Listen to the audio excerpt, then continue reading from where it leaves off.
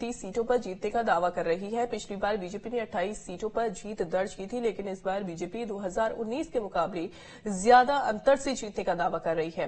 क्या है इस दावे की वजह, आपको इससे संबंधित एक रिपोर्ट दिखाते हैं।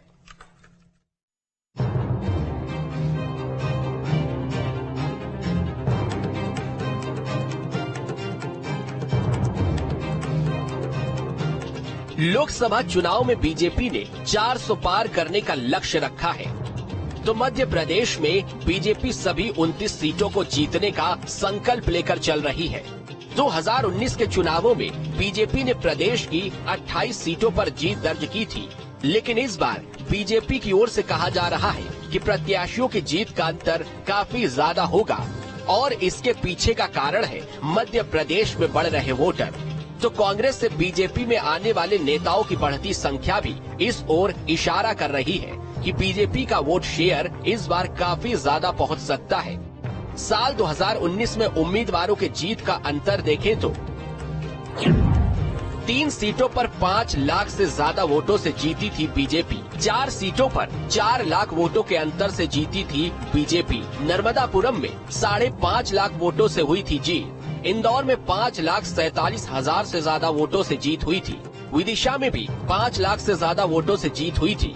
खजुराहो में 4,92,000 से ज्यादा वोटों से जीत हुई थी। जबलपुर में 4,54,000 से ज्यादा वोटों से जीत हुई। राजगढ़ में 4,31,000 से ज्यादा वोटों से जीत हुई थी। शहडोल में 4 लाख से ज्यादा वोटों से बीजेपी की जीत हुई थी। इसके साथ बाकी सीटों का अंतर भी 2 से 3 लाख के करीब था, तो कहीं 1 लाख से ज्यादा मार्जिन था। लेकिन बीजेपी इस बार उन सीटों पर ज्यादा वोटों का अंतर लेकर चल रही है, जहां पिछली बार 1 से 2 लाख वोटों से जीत हुई थी।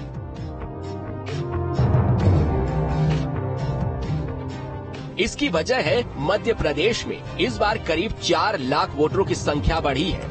तो वहीं कांग्रेस के कई दिग्गज नेता और छोटे बड़े कई नेता बीजेपी में शामिल हो रहे हैं। ऐसे में आकलन के मुताबिक उनके परिवार और समर्थक भी उनकी पार्टी को ही वोट करेंगे। शायद यही वजह है कि बीजेपी बड़े अंतर से जीत की बात को बार बार दोहरा रही है।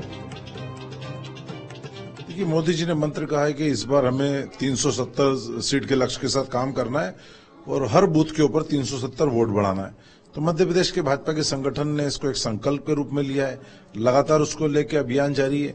गांव चलो अभियान हुआ, बूथ संकल्प अभियान है। हमने सभी हमारे बूथ की जो भी टीम है उसको टारगेट दिया है। 370 बूथ पे, हर बूथ पर वोट बढ़ाना है।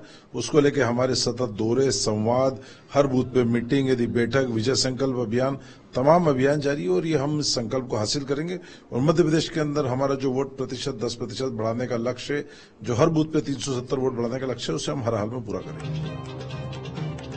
हालांकि कांग्रेस का कहना है कि इस बार कई सीटों पर परिणाम उनके पक्ष में आएंगे, क्योंकि लोकसभा स्तर पर विधानसभाओं को देखा जाए तो ऐसी कई लोकसभा सीटें हैं जिनमें आने वाली विधानसभाओं में ज्यादा से ज्यादा विधायक कांग्रेस के हैं और बीजेपी के कम।